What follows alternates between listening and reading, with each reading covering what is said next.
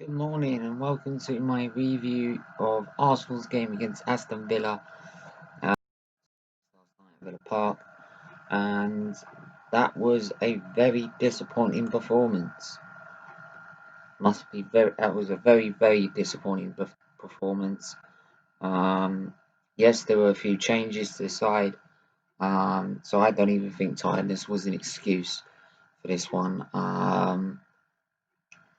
So I it clearly shows to us that our players are not consistent enough to do this to do what they did against Liverpool and Man City on a weekly basis, and shows why Arteta needs backing and needs to get the players he needs so we are able to do this on a consistent basis and perform better. Um, some people were doubting whether we needed to be doing a 4-3-3 against Aston Villa. I can understand why. You mean you play the same system and it's been working? Why would you want to change it? But we had a lot of lack of creativity. The midfield was not dominant. Torreira had a very poor game. I mean, Jack Grealish ran wings around him, um, and it also meant Ceballos couldn't be free to be the creative player he wants. That he's been for the last 3, 4, 5 games.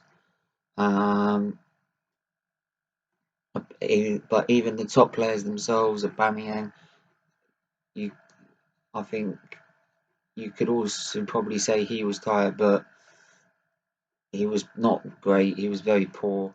Laka was poor, and yeah, we just weren't dominant. We had the ball, we just didn't do anything with it. It was kind of like Aston Villa did what we did to Man City and Liverpool, which is sit back, uh, let us dominate the ball, and then have 2 banks of 4, then hit us on the break. And they did that very well. So yeah, very disappointing performance. And if that doesn't tell Stan that Arteta needs to be backed, or aboard for that matter, right, then we are going to lose a very good manager very quickly. So I do not think Arteta is going to just sit around waiting for the money to come. Right, he's going to know straight away if he's going to be backed or not. And I don't care whether if we have a month's worth of transfer window this summer, right, to be able to do anything. They should be able to do something at least. So you can see there's a lot of work needs to be done at Arsenal, um, because it's all right uh, pulling out performances against Man City, against Liverpool, one-off performances, hence why we've been so good in the FA Cup. But um, there's no point like being able to compete for top 4 in the league if you can't turn those performances into every week.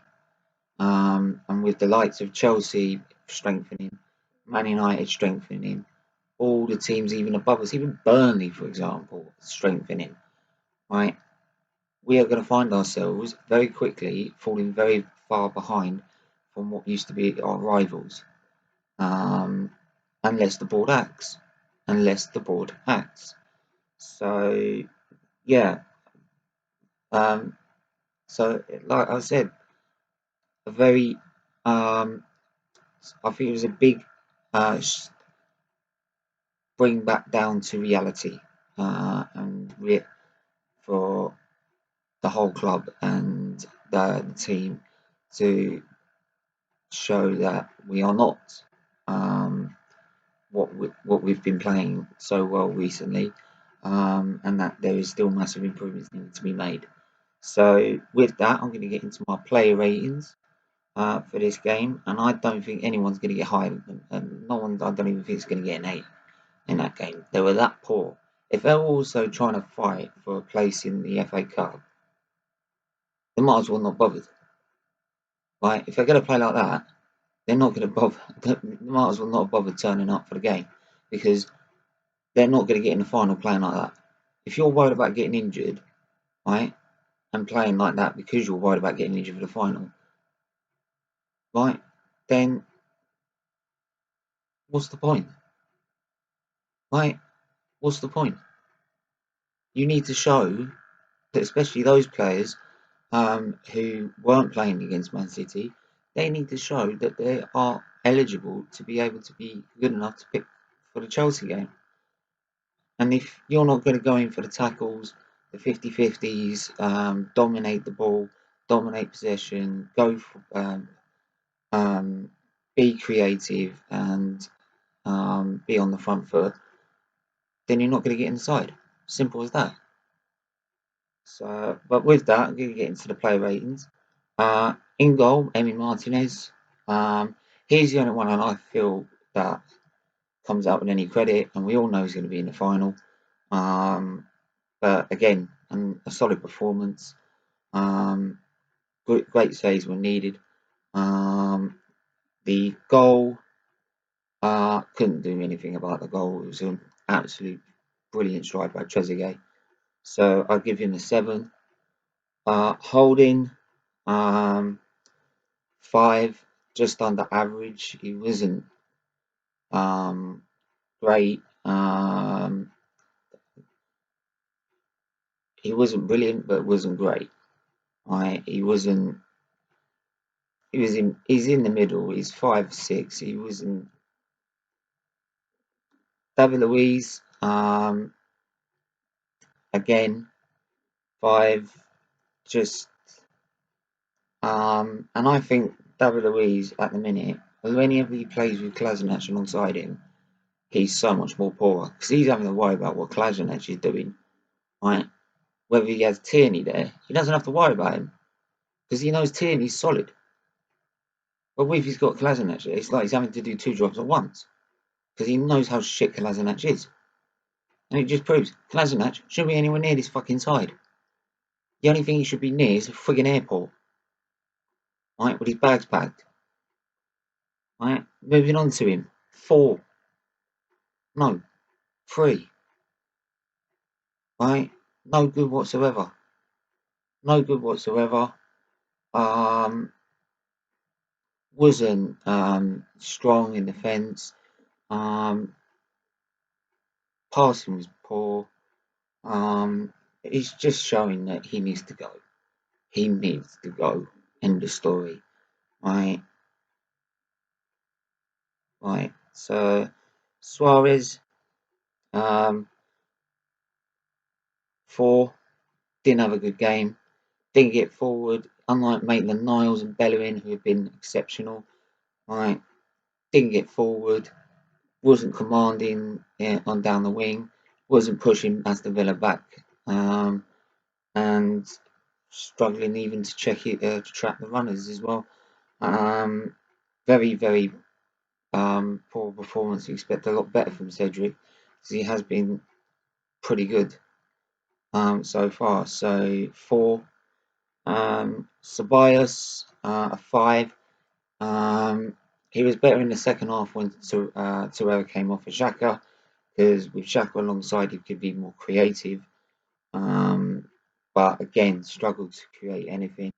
Probably shows why we shouldn't have played 3-4-3 and played a 4-3-3 to give him an extra man in that midfield. But yeah, so 5 is the best I can give him. Torreira, 4, very poor performance, late into tackles, struggling to handle Grealish all game. It shows why Xhaka should be starting ahead of him quite clearly. So 4. Saka, 5, very quiet performance. Didn't hear much of him throughout the game. More had to do defensive work rather than offensive work, which shows how poor we were creatively. So yeah, 5. Aubameyang, 4, very poor performance. Should be expecting a lot better from someone Aubameyang.